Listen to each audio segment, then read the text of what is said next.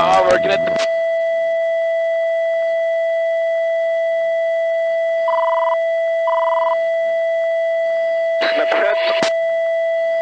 On clip. Gun skill. Bonjour à tous et bienvenue dans cette vidéo. Nous revenons à un format que vous aimez beaucoup, c'est le commentaire de Hot Tape. Head-up display, ce sont l'enregistreur frontal de l'aéronef. Nous voyons à travers ce petit écran vert que l'on appelle également la visualisation tête haute. Et là, c'est une vidéo qui traîne sur Internet depuis 2013, qui est extrait du cockpit d'un Rafale B ou C, probablement C, qui appartient au 1-7 Provence, à l'époque basé à Saint-Dizier, qui avant volé sur Jaguar, qui a eu également des Alpha Jet. Moi j'ai eu la chance de faire quelques vols de PAX, comme on dit, de passagers à Saint-Dizier sur Alpha Jet au 1-7. Et dans ce cadre-là, nous sommes lors de l'exercice NATO Tiger Meet 2013, qui a eu lieu entre le 17 et le 28 juin en Norvège, dans le nord, assez haut, et il semblerait que là ce soit du combat au-dessus de la mer. Il y avait différentes nations qui alignaient des F-16 lors de cet exercice. Vous avez par exemple les Grecs, vous aviez les Turcs, vous aviez les Belges, vous aviez les Norvégiens, vous aviez les Polonais, et vous aviez également les Portugais. Donc je ne sais pas la nationalité de l'aéronef d'en face. Je ne connais pas non plus le pilote. Je n'ai pas cherché à creuser des informations que je n'étais pas censé savoir. Donc là, moi je vous livre juste une petite étude, hors bien sûr tout ce qui est guerre électronique, sur ce que l'on peut dire de ces images. Alors vous les avez vues passer en intro. Ce que je vous propose maintenant, c'est de regarder un petit peu à quoi correspond le head-up display. Donc nous allons regarder un petit peu dans le détail. Et déjà, il semblerait que voilà, c'est juste un morceau du combat. Ça me paraît bizarre. En tout cas, il nous manque la toute première partie, la partie où on annonce que l'exercice commence, ce qu'on appelle le fight on, début du combat. Donc cette partie-là, on ne la voit pas. Donc c'est une partie rognée. Attention, on est en train de regarder juste un petit extrait à vue. Donc nous sommes dans une enceinte à distance très proche où nous allons utiliser du missile infrarouge ou du canon. Et ce grand trait ici, c'est la ligne d'horizon.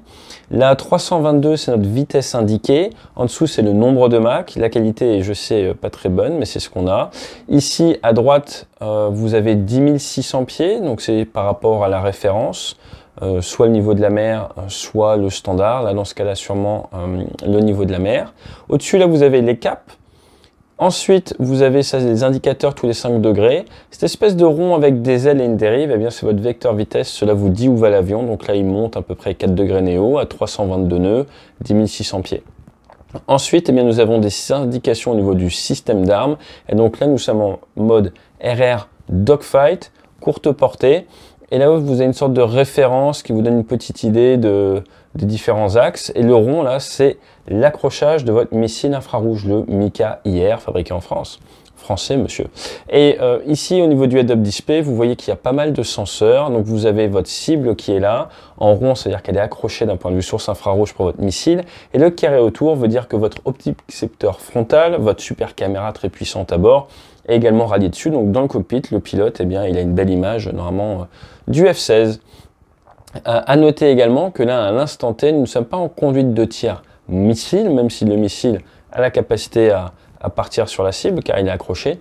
Nous sommes en conduite de tir canon, avec ce qu'on appelle le spaghetti. Et vous allez voir sur Rafale, nous avons une incitation au tir. Allez, c'est parti. Donc là, l'avion était un petit peu comme ça, des ailes à plat. Il remet les ailes à plat et il commence à tirer.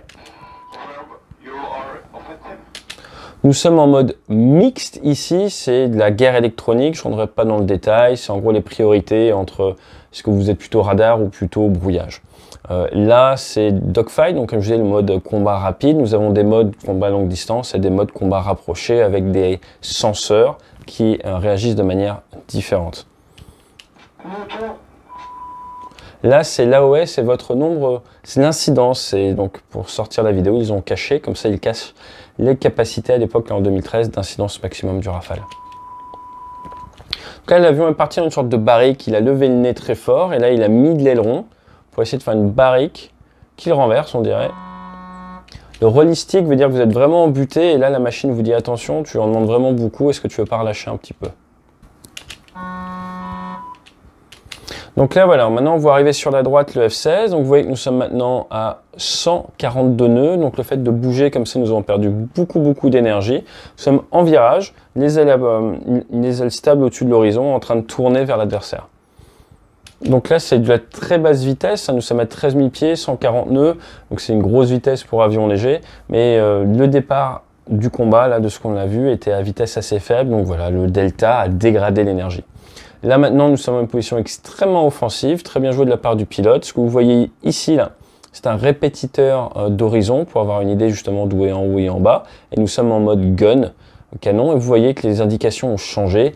Grâce au système OTAS, Hand on Throttle and Stick, le fait d'avoir accès à toutes les commandes au niveau du manche, en bougeant les doigts, en appuyant sur certains boutons, il a pu changer le mode de recherche sur radar. Et à l'instant T, l'adversaire, le F16 qui est juste devant, n'est pas accroché radar. Donc là, ça va pas tarder parce qu'on voit que le radar regarde en fait devant, suivant une ligne. Vous allez voir, il va pas tarder à l'accrocher. Donc là, il est accroché au niveau infrarouge.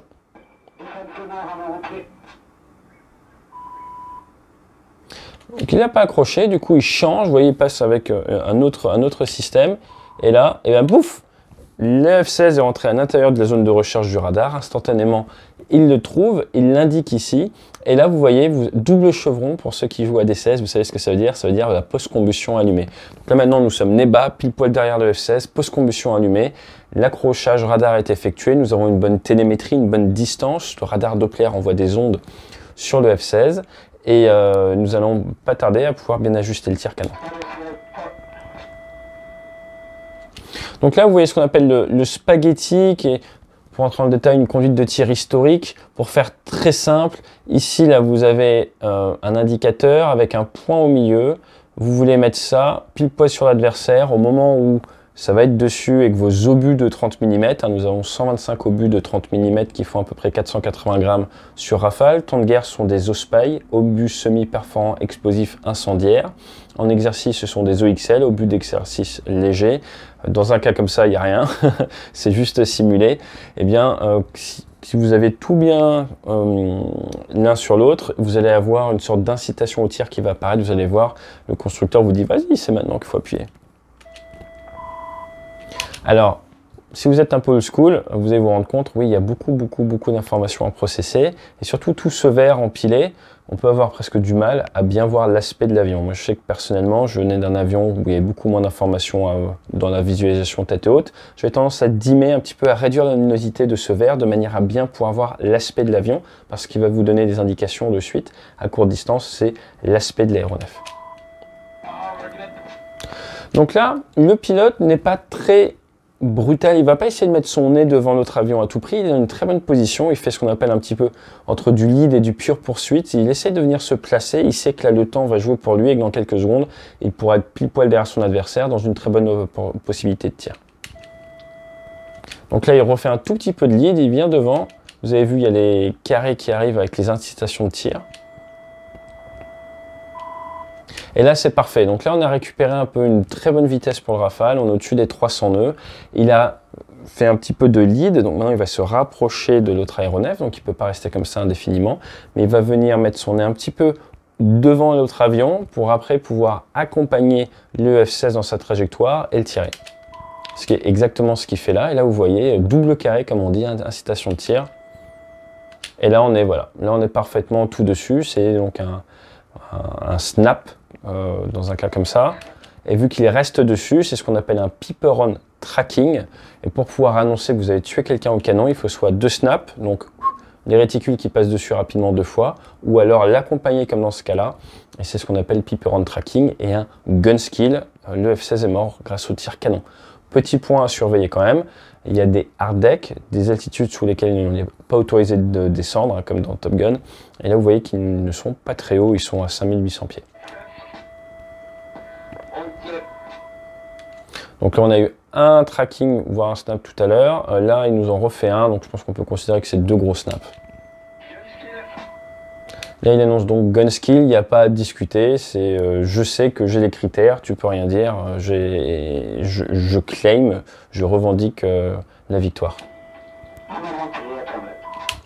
et l'autre aéronef dit terminate, donc fin de ce setup, fin de cet exercice-là. Donc qu'est-ce que l'on a vu? On a vu que le Rafale bouge bien par rapport à F-16 qui n'avait pas de bidon. Personnellement, j'ai fait du combat aérien contre du F-16 lors du NATO Tiger Meet 2017. Moi en Rafale, F-16 qui venait de Hollande avec un pilote d'échange canadien à bord. C'était assez sympa, on a fait pas mal de jolies photos.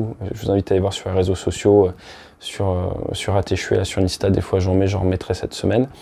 Et c'était vraiment une très bonne expérience. Donc l'objectif là, c'est de faire de l'interallié, de travailler ensemble, d'apprendre à se connaître, de connaître les capacités des autres et puis de sortir un peu de sa zone de confort dans des endroits que l'on ne connaît pas, des terrains que l'on ne connaît pas, face à des adversaires que l'on ne connaît pas forcément. Donc c'est un très très bon exercice, ce NATO Tiger Meet. Voilà, c'est tout ce que j'avais à vous dire sur cette vidéo. J'espère que ça vous a plu. Si vous avez d'autres vidéos que vous voulez que j'étudie, n'hésitez pas à les mettre en dessous. Je vous remercie encore une fois pour le succès de la chaîne Mach1.tv. Beaucoup de tournages ces derniers temps avec du contenu exclusif pour la chaîne, notamment des études de vol en Stearman, en Piper L4 avec MH Planes, des visites au sein de la gendarmerie. J'ai eu la chance de voler sur EC135 de la gendarmerie. Donc pas mal de choses qui viennent. L'Airbus A330, vous avez peut-être vu sur Mach1.tv, en 2 parties avec une explication des termes du briefing, tout ça. J'essaie vraiment de vous aider à bien comprendre les différents types d'aviation et peut-être du chasseur à venir dans les mois qui viennent. Dans tous les cas, excellente fin de semaine à vous. Merci également pour le stage. Nous organisons un stage en présentiel en juillet. Il est plein, du coup, nouvelle date. C'est bien, si ça vous intéresse de faire un stage avec nous, ça sera toute fin septembre, début octobre sur la région bordelaise. D'ici là, si vous n'avez pas lu le bouquin, un super livre, je vous recommande Débrief. Et j'arrête là, et puis voilà, et puis moi je vais reprendre un petit peu mon travail principal qui est l'intervention d'entreprise et la conférence. Ça a bien repris là, donc pas mal occupé et de plus en plus de présentiel. Donc au plaisir de se croiser dans vos entreprises pour une intervention. Allez, fly safe!